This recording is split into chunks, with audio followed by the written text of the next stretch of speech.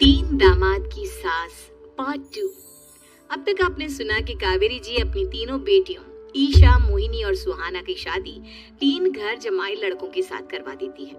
उन्हें लगता है कि ये लड़के शायद घर का कामकाज संभाल लेंगे, लेकिन उनके तीनों घर जमाई बहुत आलसी थे। वो नौकरी भी नहीं करते थे और बाहर का काम भी नहीं।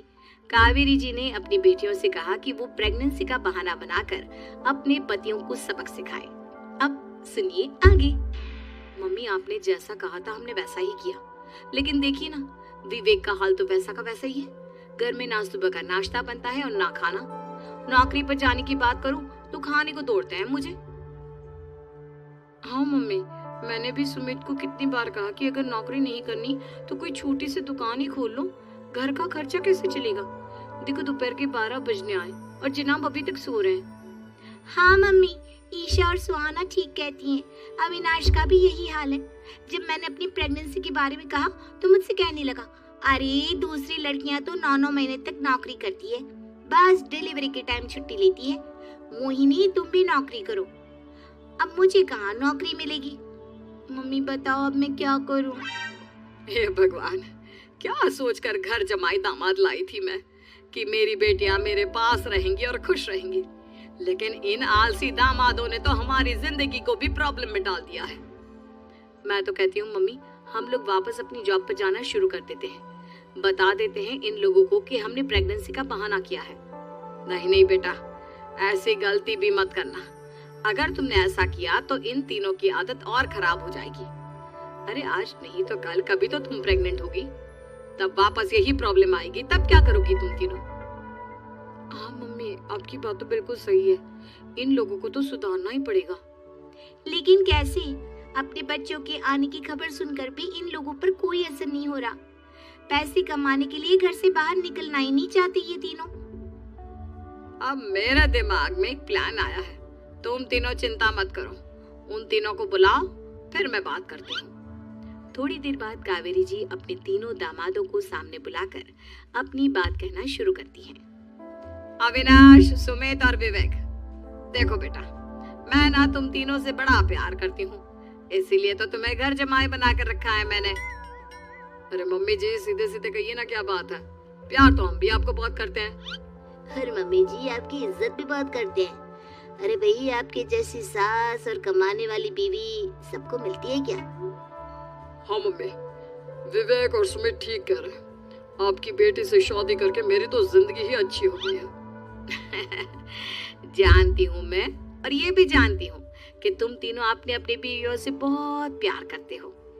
बेटा, बात ऐसी है कि हमारे कुल गुरु ने कहा है कि प्रेग्नेंट होने के बाद मेरी तीनों बेटियां शुरू के 4 महीने हमारे गांव में जाकर रहेगी, जहां मेरे चाचा जी रहते हैं।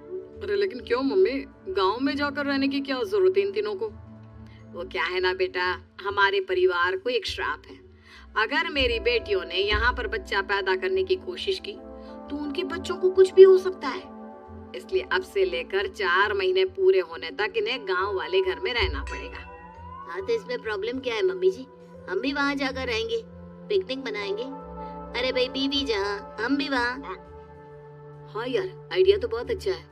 शहर की जिंदगी में रह रहकर परेशान हो चुके हैं, अब कुछ दिन गांव में बिताएंगे। तुम लोग समझने की कोशिश क्यों नहीं करते? तुम में से कोई भी वहां नहीं जा सकता, और मैं यहाँ रहूंगी ना तुम तीनों के साथ। 4 महीने की तो बात है, उसके बाद ये तीनों ही लौट कर आ जाएंगी। ठीक है मम्मी जी, अब हमारे बच्चों का सवाल है तो ये तो करना ही पड़ेगा। कावेरी अपनी तीनों बेटियों को कुछ दिन के लिए घर से बाहर कहीं दूसरे शहर में रहने के लिए भेज देती है। कुछ दिनों के बाद, अरे मम्मी जी, बहुत दिन से पिज्जा नहीं खाया, मंगवाइए ना। क्या बताऊं बेटा, पहले तो बेटियां खर्चा दे देती थी क्योंकि उनकी नौकरी थी, लेकिन अब तो मेरे पास पैसे ही नहीं बचे। थोड़े बहुत पैसे हैं जो बच्चों की डिलीवरी में काम आएंगे। लेकिन मम्मी जी, आपकी बेटियों को वापस आने में तो अभी बहुत वक्त बाकी है। वही सोच सोच कर परेशान हो रही हूँ। सोच रही हूँ कल से दूध भी बंद करवा देती हूँ।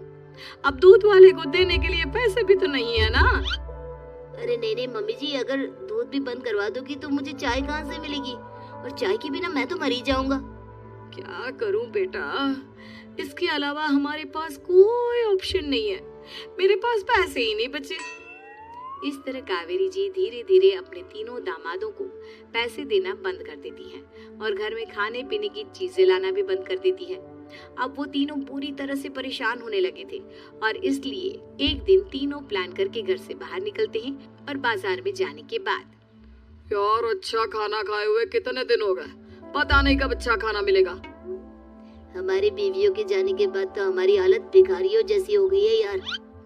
कुछ भी हो, मुझे तो आज पिज्जा खाना ही खाना है। जेब में 1 रुपया नहीं और पिज्जा खाएगा, कहाँ से आएंगे पैसे? अरे देख वहाँ सामने बोर्ड पर क्या लिखा हुआ है, कंप्यूटर पर काम करने के लिए एक आदमी की आवश्यकता है। भाई मैं तो जा रहा हूँ, काम करूँगा और शाम तक पैसे लाकर आराम से पिज्जा खाऊंगा। जा जा, तुझे कोई काम नहीं देने वाला, हम तो घर जा रहे हैं। चल भाई सुमित। सुमित और अविनाश वहाँ से चले जाते हैं और विवेक उस कंप्यूटर शॉप पर सारा दिन काम करके 5,000 रुपए कमा कर घर लौट कर आता है और अपने खाने के लिए अच्छी अच्छी चीजें भी लेकर आता है।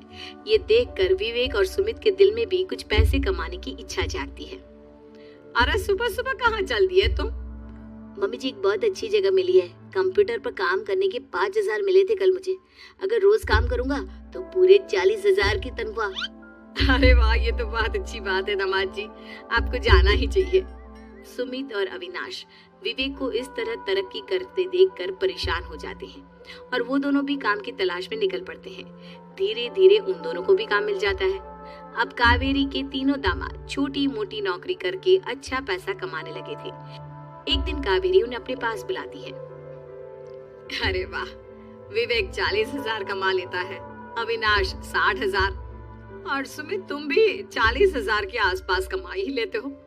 कुल मिलाकर तुम अच्छे खासे पैसे कमा रहे हो बेटा। हाँ मम्मी जी, बहुत मजा आता है जब महीने के एंड में मोटी रकम हाथ में आती है। पूछिए मत मम्मी जी, घर में रहकर रोटी बना बना कर और तो जैसा महसूस होने लगा था मुझे तो। हाँ बेटा, तुम तीनों की बात तो बिल्कुल ठीक है और जानते हो अब तुम तीनों की पत्नियां भी वापस लौट कर आने वाली है। लेकिन मम्मी जी अभी तो उन्हें गए सिर्फ 2 महीने हुए हैं, आपने तो कहा था वो 4 महीने के बाद लौट कर आएंगी। ऐसा कुछ नहीं है बेटा, मैं सिर्फ तुम तीनों को सबक सिखाना चाहती थी कि आदमी घर में बैठकर बीवी की कमाई खाता हुआ अच्छा नहीं लगता। इस दुनिया में हर इंसान को मेहनत करनी चाहिए, काम करना चाहिए, चाहे वो औरत हो या आदमी, ताकि अपने परिवार को संभाल सके। कावेरी की बात सुनकर उन तीनों को अपनी गलती का एहसास होता है और कावेरी उन्हें सच बता देती है कि ईशा, सुहाना और मोहिनी शहर में ही कहीं दूसरी जगह रह रहे थे। शाम के वक्त उन तीनों की पत्नियां लौट कर आ जाती है और कावेरी जी का परिवार एक खुशहाल परिवार की तरह रहने लगता है।